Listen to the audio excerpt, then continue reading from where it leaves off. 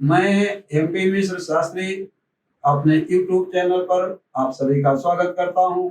मित्रों, आशा करता हूं कि आप सभी लोग सुखी, संपन्न, प्रसन्नचित्त और खुशहाल होंगे। मित्रों, आजकल एक स्थिति ऐसी है कि जगह जगह लोगों का दरबार लगता है और वहां सब कुछ उनको दिया जाता है। जिसके संतान नहीं है उसको संतान दिया जाता है, रोजी रोजगार की व्यवस्था की जाती है। लेकिन ये कैसे संभव है? एक बार गोस्वामी तुलसीदास जी कहीं जा रहे थे टहलते हुए, तो देखा कि एक मेले का रेला चला जा रहा है। तो गोस्वामी जी ने एक व्यक्ति से पूछा कि दादा ये बताइए कि इतनी संख्या में लोग कहाँ जा रहे हैं? तो उस बुजुर्ग व्यक्ति ने ये कहा कि हम लोग बहराइच पीर बाबा की पूजा करने जा रहे हैं। बोले वहां क्या होगा? बोले वहां जो कुछ भी मांगेंगे सब हमको मिलेगा, और हम लोग कई वर्षों से लगातार जाते रहते हैं। तो गोस्वामी जी को चिंता हुई कि भाई ये पीर बाबा सब कुछ दे सकते हैं? जिसको भगवान ने जो लिख रखा है, खष्टे दिने अक्षर मालिका च, छठे दिन छठी में जो भगवान लिख देते हैं उससे विपरीत कहाँ हो सकता है? तो गोस्वामी जी ने कहा कि आंख लहो कब माहरो, बांझ पुत्र कब पाहि, कब कोढ़ी काया लहे, जग बहराइच जाहि।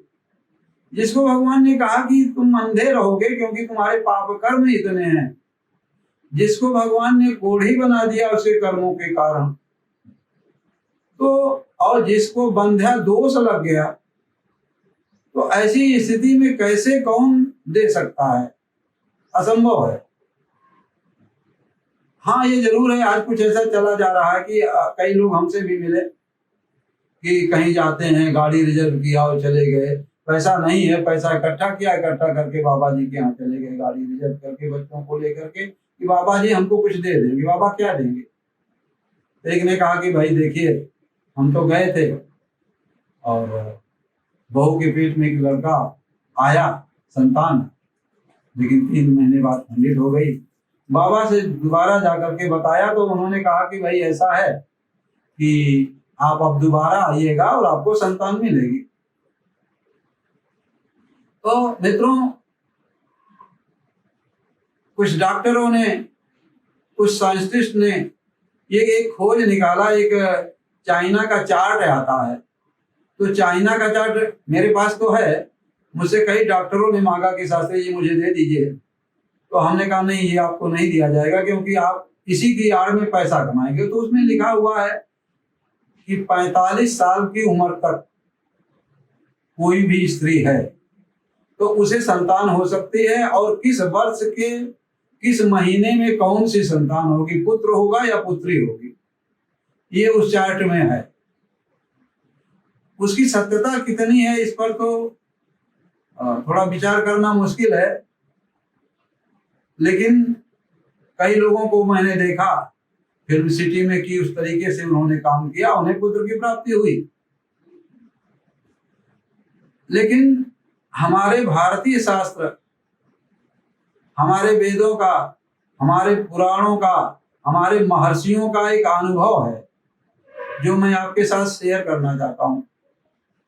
किसी भी दंपति को अगर उन्हें कोई शारीरिक विशेष रूप से परेशानी नहीं है और संतति के लिए वो चाहते हैं कि पुत्र हो या पुत्री हो, बहुत लोग कहते हैं कि नहीं पुत्री हो जाए तो कोई दिक्कत नहीं है, बहुत लोग कहते हैं नहीं नहीं एक पुत्र तो होना ही चाहिए। ऐसी स्थिति में कहते हैं, लिखा हुआ पुराणों में कि जो स्त्री रजस्वला होती है, तो रजस्वला में कहते हैं कि प्रथमे दिने तो चांडाली, द्वितीय ब्रह्म घातिनी, तृतीय रज की प्रोक्ता, चतुर्थे हनि शुद्धति।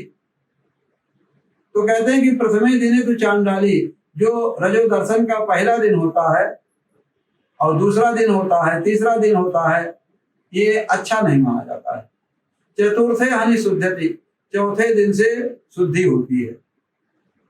तो शास्त्रों में लिखा है कि 4 दिन तो ये वर्जित है और 5वां दिन भी वर्जित है। छठे दिन से जो सम संख्या है 6, 8, 10, 12, 14, 16, 16 तक के लिए लिखा हुआ है कि 6, 8, 10, 12, 14, 16 इन तिथियों में यदि संसर्ग किया जाए तो पुत्र की प्राप्ति होगी। और ठीक इसी के उलट अगर कोई कन्या की प्राप्ति करना चाहता है तो उसको चाहिए कि वो भी 5 या 6 दिन वर्जित करे और 7, 9, 11, 13, 15 ये तिथियां हैं जो पुत्री प्राप्त करने की हैं। इस तरीके से इस नियम का पालन करने पर निश्चित रूप से 100% अगर इस नियम का पालन करते हैं तो जैसी संतान चाहेंगे, पुत्र चाहेंगे तो पुत्र होगा, पुत्री चाहेंगे तो पुत्री होगी। इसमें किसी बाबा की झाड़ फूंक या कहीं कुछ करने या कराने की आवश्यकता नहीं। हाँ, ये जरूर है कि अगर आप चाहते हैं कि आने वाली संतान बुद्धिमान हो, तेजस्वी हो, तो इसके लिए कुछ वैद्यकीय दवाएं हैं जिसका प्रतिदिन प्रयोग करने पर